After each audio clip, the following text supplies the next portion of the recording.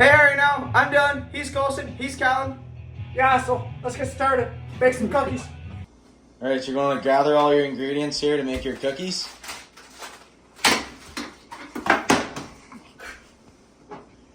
You're going to want to preheat the oven to 350 Fahrenheit. Bake 350 Fahrenheit.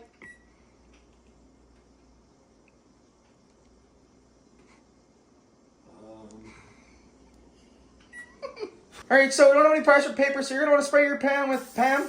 Make sure there's no sticks. Going to want to make sure you have your large bowls for the ingredients. Figure out a bowl for the wet ingredients. So you're going to make sure your butter's been out for 30 minutes so it gets soft when you're cooking there. And you're going to go to the dry ingredients bowl here.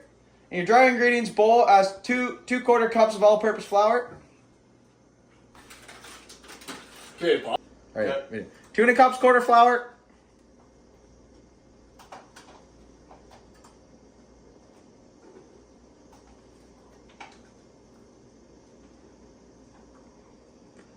Okay, next.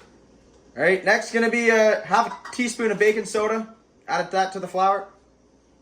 Okay, yep. Half a teaspoon of baking soda. Add that to the flour. Mix the flour and baking soda with a whisk or spoon to combine.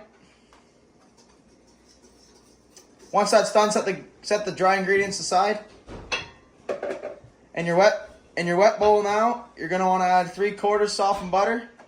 So now take 3/4 of butter, and we're going to put that into a jar to soften it up because we don't have a power mixer, so way easier if you just add it in a little soggy and wet. So now you're going to put your melted butter into the bowl. That's 3/4 softened butter. Add a half cup of granulated sugar to the butter, which we already have, half a cup. Then you're going to hit that with 1 cup of light brown sugar to the bowl. 1 teaspoon of salt to the wet mixture. So we're going to hit that bowl with 1 teaspoon of salt, followed by 2 teaspoons of vanilla extract. And then you're going to mix that hard together with a whisk until she's all mixed together.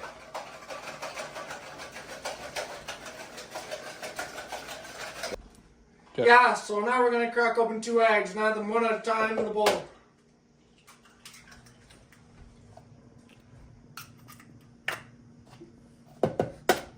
Alright, wait. Alright, so now we're going to mix in the eggs all together, scraping down the sides of the bowl as needed.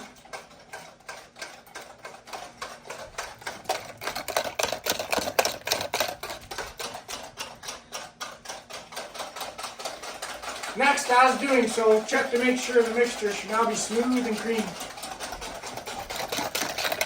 Yeah. On to the next step here, slowly add the dry ingredients into the wet ingredients. We're going to call it an audible here. We're going to mix the wet ingredients in the dry ingredients bowl this time. It's a good play call there. Alright, next we're going to mix on low speed so the flour doesn't fly out of the bowl.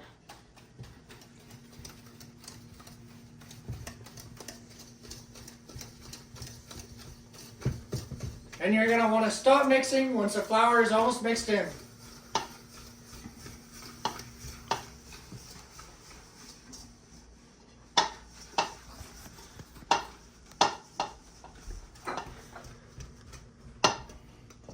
Next up here now, you're going to want to use a spatula to scrape the sides of the bowl and finish mixing by hand if needed.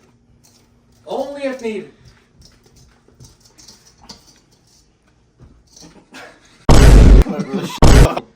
Next, you're going to want to make sure there are no pockets of flour left. The dough should be soft but not too sticky. Next up here, you're going to want to add 2 cups of semi-sweet or milk chocolate chips.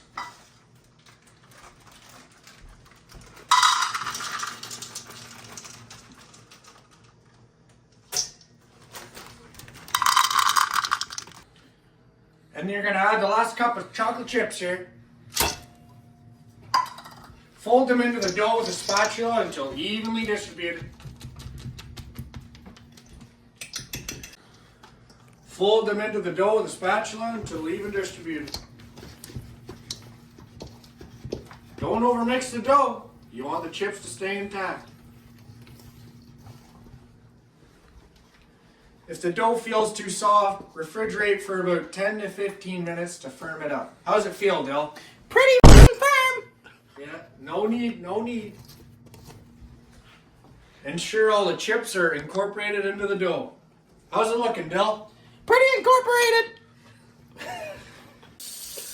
Alright, here you're going to want to make sure you wash your hands.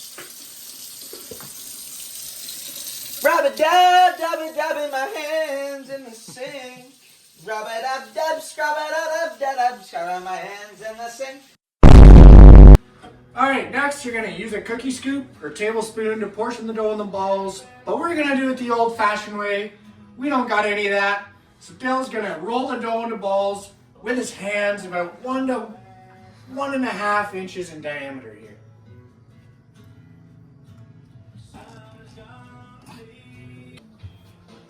Alright, next you're going to want to gently flatten the dough balls slightly with the back of a spoon.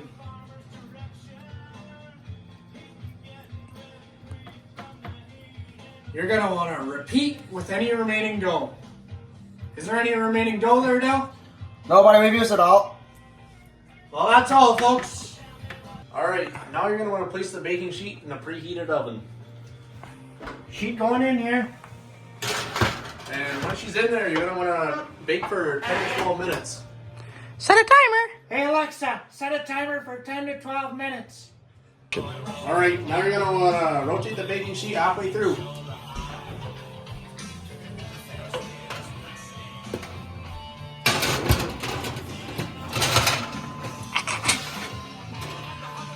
Oh, she's rotated there now.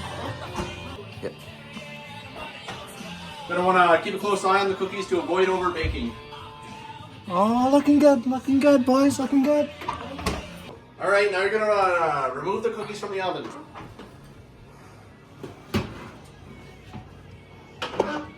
Let them sit on the baking sheet for 2 minutes to allow them to firm up. Alright, now you're going to want to move the cookies to a rack till they cool completely. We got no rack, so we're just going to let them play their course on the sheet here. Repeat the process with any remaining dough. Well, you know, as Dill stated earlier, we got no remaining dough, so that's all she wrote. Alright, if the cookies are cooked all the way through by lightly pressing on the top, and if it springs back, they're done. Oh, that's looking good, boys. Burn the cookie right there. Look at that. Look at that spring right back up. Oh my. Alright, now you're going to want to allow cookies to cool for 10 minutes or until they aren't too hot before tasting. Alright, now they've been cooled down for 10 minutes now, and now you're going to want to pour yourself a glass of your favorite beverage and enjoy the cookies. Oh.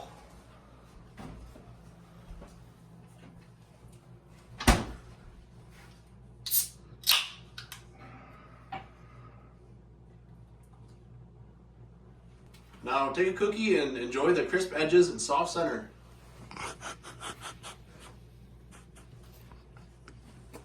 Share with your friends and family. Store the leftovers in an airtight container to assure they stay fresh. I got a friend right here.